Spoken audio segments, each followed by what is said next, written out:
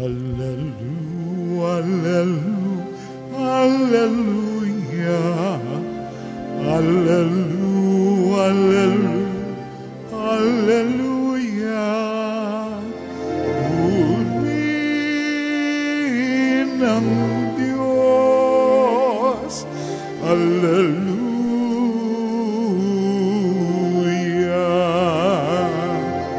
Purihin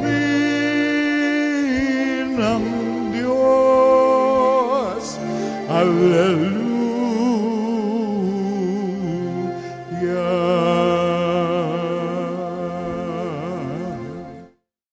Sumainyo ang Panginoon. At sumayo rin.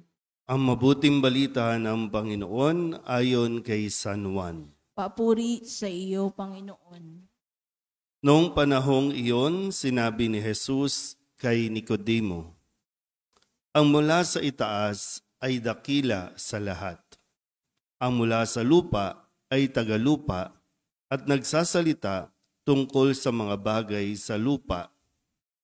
Ang mula sa langit ay dakila sa lahat. Pinatotohanan niya ang kanyang nakita at narinig, ngunit walang maniwala sa kanyang patotoo. Ang naniniwala sa kanyang patotoo ay nagpapatunay na tapat ang Diyos, sapagkat ang sinugo ng Diyos ay nagpapahayag ng mga salita ng Diyos, at walang sukat ang kanyang pagkakaloob ng Espiritu Santo. Minamahal ng Ama ang Anak at ibinigay sa Kanya ang kapamahalaan ng lahat ng bagay. Ang nananalig sa Anak ay may buhay na walang hanggan. Ngunit ang hindi tumatalima sa Anak, hindi magkakaroon ng buhay. Mananatili sa Kanya ang puot ng Diyos. Ang mabuting balita ng Panginoon. Pinupuri ka namin, Panginoong Jesucristo. Isang magandang umaga po sa inyong lahat. Ngayon po ay Huwebes sa ikalawang linggo ng Pasko ng Pagkabuhay at atin pong ipinagdiriwang ang kapisahan ni San Stanislao, isang obispo at naging martir dahil sa kanya ring paninindigan at pagpapahayag ng tungkol kay Kristo, ang ating Panginoong Jesucristo na nagpakasakit, namatay at muling nabuhay. At ito nawa ay patuloy natin na mapagnilayan kung hanggang saan nga ba natin kinikilala si Kristo at kung hanggang saan tayo mananatili sa Kanya habang nadadagdagan ang atin pong kaalaman tungkol kay Kristo. Sa atin pong narinig na pahayag ni San Juan sa ating Ebanghelyo, kinakausap ni Jesus si Nicodemo. Si Nicodemo ay isa sa mga Pariseyo. At madalas, pag naririnig nating Pariseyo, ito yung mga kontrabida. Ito yung numero unong kumokontra, numero unong sagabal o humahadlang kay Kristo upang maipahayag niya at maituro sa mga tao muli kung ano yung mga bagay na nakalimutan na nila, lalong-lalo na sa pagsunod sa mga utos ng Diyos. At yung pagpapakilala ni Kristo na siya ay nagmula sa itaas.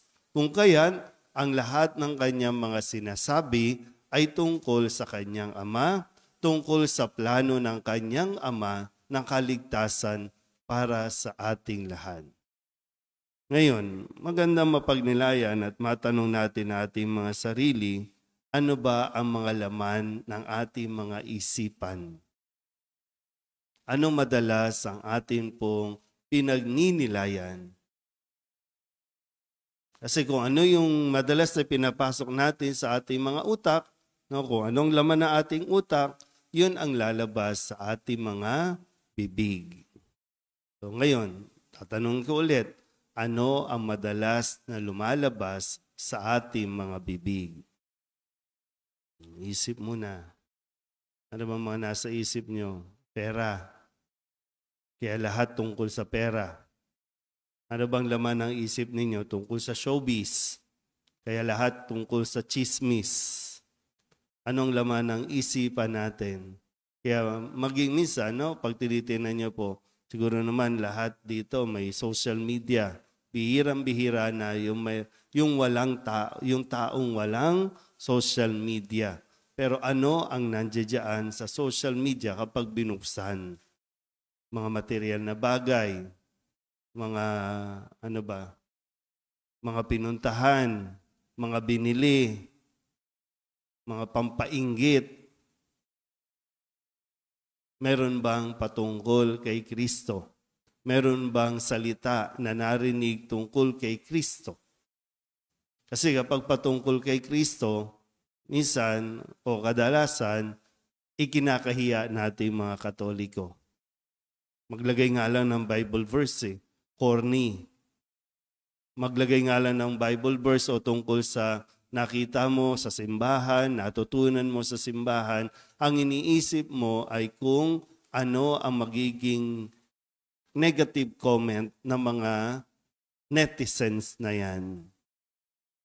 Kaya nahadlangan tayo na ipahayag at gawin ang ating misyon.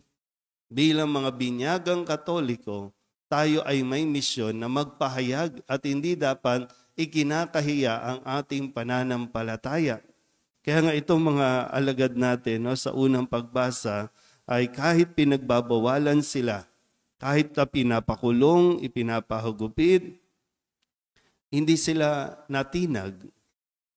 Kasi yun ang nasa kanilang buong pagkatao, ang tungkol kay Kristo. Kaya ang kanilang pamumuhay, ang kanilang pag-iisip, pamamaraan ng pagsasalita ay laging patungkol kay Kristo. Ulitin ko, no? Dapat mas maging aware tayo sa mga pinapasukan ninyo, sa mga trabaho ninyo, sa mga gawain ninyo. Alam nila na kayo ay palasimba. Kahit sa mga online viewers natin, alam nila nagsisimba kayo. Minsan, isinishare pa ninyo ang ating mga misa.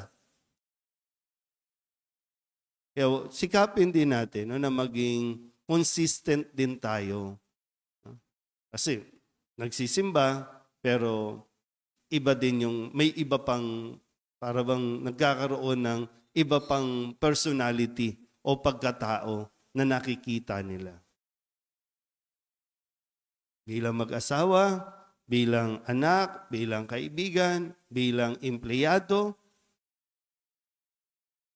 madala nawa natin at patuloy nating maipahayag ang tungkol sa nalalaman at natututunan natin tungkol kay Kristo. Malayo-layo pa. At hindi ko alam kung pag sinukat ba natin hanggang saan at ano ang nalalaman natin tungkol kay Kristo. Na po pwede nating sandalan na sa kabila ng mga pagsubok na dadaanan natin, mararanasan natin, ay talagang magiging 100% kumpiyansa natin ay naroroon na hindi tayo basta-basta matitinag, hindi tayo maiimpluwensyahan ng anumang mga paniniwala, kundi kung ano ang itinuro lamang sa atin ni Kristo. Amen?